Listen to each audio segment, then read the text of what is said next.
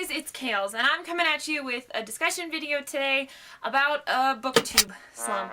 Now, I had heard of such a thing as a reading slump. I had experienced them.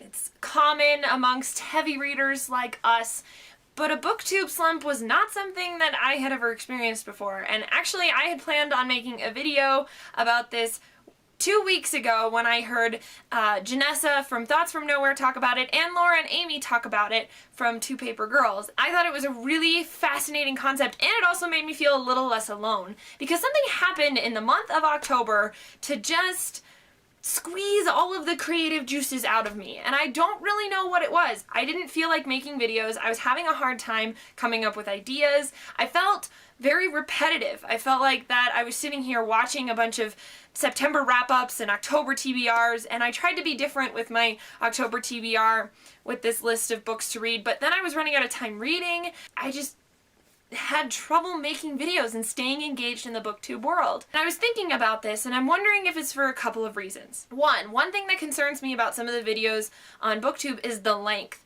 They're really long, and that's hard to watch so many videos that are so long like that. I am subscribed to almost over 100 booktubers, which I love, and I'm enjoying immensely the community and the discussions and the recommendations. I love it. However, it's time consuming. It's something that takes up a lot of hours of the day. When you total up all these videos you have to watch that are 6, 8, 10, 12 minutes long. So finding time to do that is really difficult. And then once you only have a little bit of time to do that, you start getting behind and the videos start piling up, and then you just have to start all over and you feel bad because you gotta miss so many people's videos.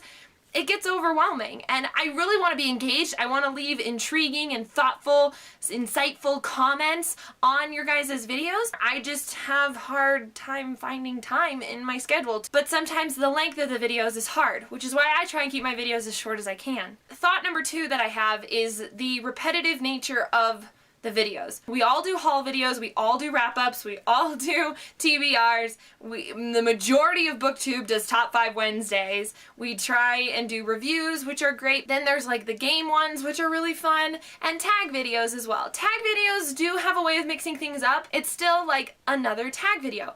I'm not saying that I know how to fix this or that the system is broken. I'm just saying sometimes it gets repetitive when you are subscribed to so many booktubers and you're watching kind of the same material over and over again. And so I'm wanting to try and find a way to jazz up the BookTube world a little bit. I think something like the monthly recommendations is doing a really great job of that. I think their monthly recommendations group on Goodreads is a great way to try and do something different every month and at least give somebody a different video to do. I don't know quite yet how I want to address this problem. I've been trying to brainstorm some ideas of how to make my channel different and how to make my videos different. Maybe stick out a little bit more or just jazz it up a bit from the norm and the repetitiveness that is the nature of BookTube. Thing number 3 was my BookTube slump just piled on and I let it, and I just got busy. And that's hard when you're trying to connect with real life and your online life, you know, and trying to balance them both. You know, sometimes one of them has to take a hit.